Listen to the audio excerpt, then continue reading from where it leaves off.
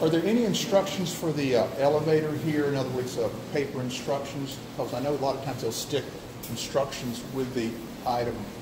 I have not seen instructions for these. We don't have any written instructions for the elevators. If you guys like, I'd be happy to walk through with you just the basic uses, how to reset it if you have an issue, how to get out if for some reason you're stuck in the elevator, that kind of thing. And the elevator key too. Yeah, it's in the office. The new key? Yeah, I got it in the elevator. Doesn't matter. It's like Patrick. I didn't want to put it in there so it didn't go missing. Yeah. Like for example, what's this right here? That's your hydraulic fluid. That's where they check the hydraulic fluid. Patrick, come here. Yes, sir. Just tell us, like, for example, is there an off and on switch here? Or, I mean, not necessarily, but let me show you. Yeah, so please. Let's say the power goes out, Yeah. and for some reason the elevator isn't operating properly after the power comes back on. This is just like one you would use for your computer. Yeah, it's a battery backup surge protector. Excellent. Keeps everything up here clean from little electrical volts and things like that.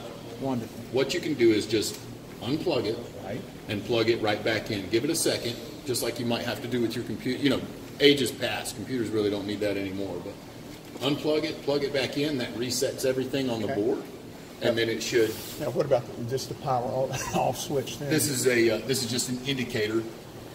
So if this is green, you're in good shape. If it's any other color, then you might have an issue with the surge protector. So orange or red. Because this will have a limited battery life, maybe 5 years or something like that, because I've had to replace them before. I think it says. Oh, it says it plug in. Does it not say? It's a 425 volt amps. As a matter of fact, it's got some instructions here. It says important, plug in for 8 hours to charge first. To turn on off, press and hold the power button for 2 seconds. Excellent. Okay. CyberPower is a good company, actually. That's who I use for my home computer. I'm a big computer guy. I've got a fairly expensive computer. But as far as here, there's no reset button on this No, sir. motherboard? No, sir. Everything up here There is maintenance free. Now, this is for the installer. Kind of gives him some of the directions on what the pins are and that sort of thing.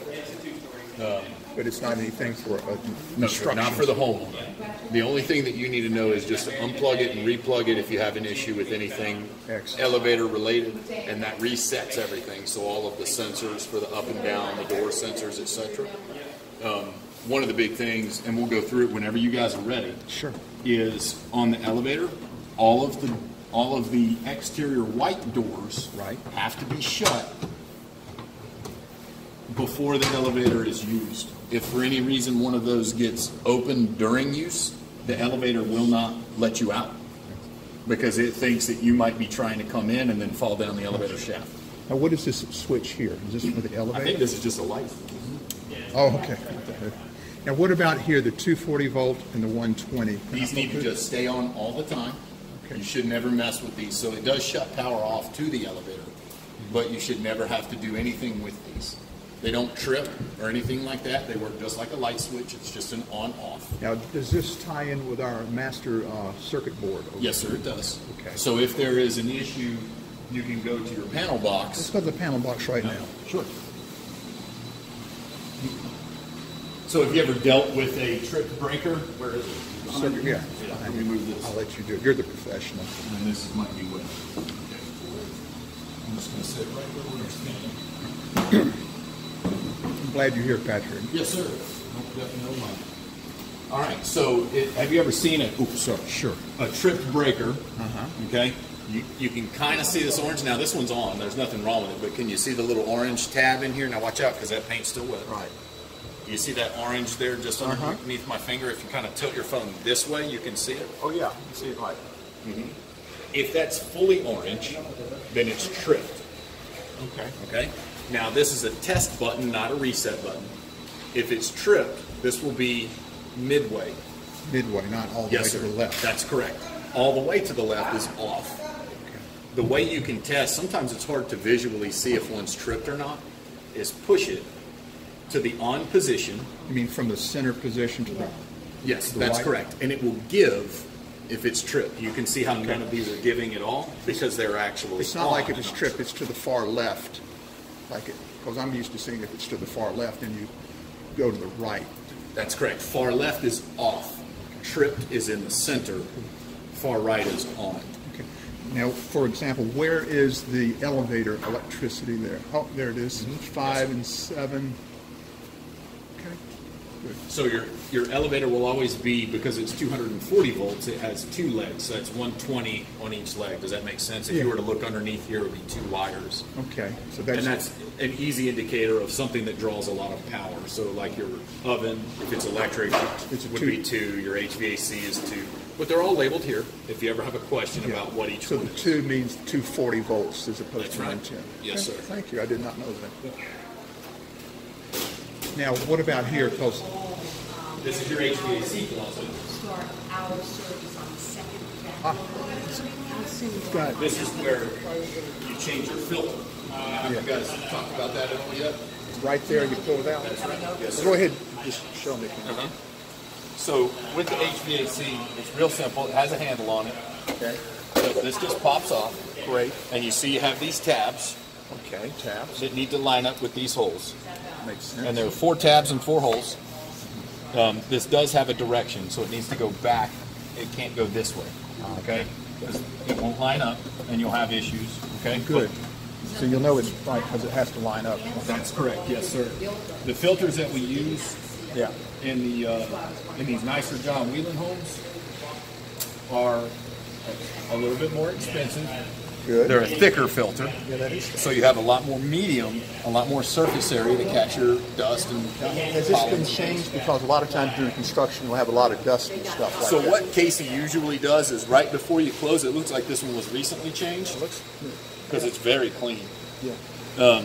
But right at the end of construction, we put in a new one. Good. My suggestion is at 6 months, replace it. Okay. Warranty says you have to do it once a year. Okay? That's on these thicker filters. Gotcha. Okay, the older style, the 1-inch filter, Yeah. you replace those every 3 months. You might be used to that in some of your previous homes. Now this has to have this thick filter with about That's right. 5 inches. That's right. Here's your size here. 16 by 25 by 5. Yeah, because I have to see if Alltech, they came twice a year, once for the air conditioning, once for the heat.